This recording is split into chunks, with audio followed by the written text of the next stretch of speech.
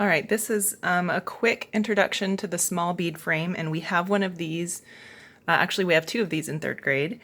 Ours goes this way, horizontal. I made one vertically because I like how it lines up with the place value. So this is the ones place, tens, hundreds, and thousands.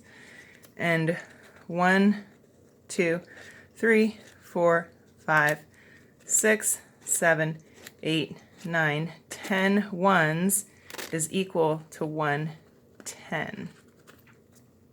10, 20, 30, 40, 50, 60, 70, 80, 90, 100, or I should say 10 tens is equal to 100, and so on. So you can go all the way to the thousands. And there's a larger bead frame for bigger numbers that we don't have. Okay, so for multiplication, let me actually place this above. Is that all in the frame? Yeah. So we have 2,134 times 2. And I'm going to start by making the multiplicand. So there are 4 units, or 4 ones. So 1, 2, 3, 4. Next is the tens. There are 3 tens. 1, 2, 3.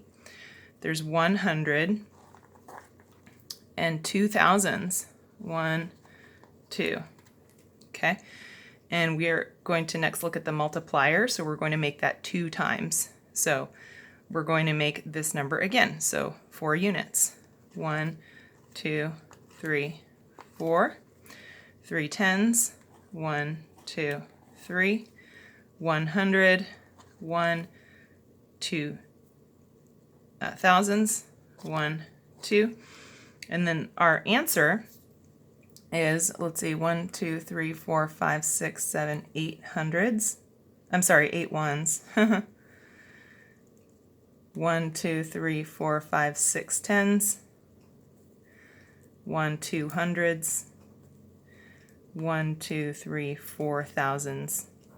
4,268. And this can also be done with exchanging. All right, so there's your daily Montessori lesson.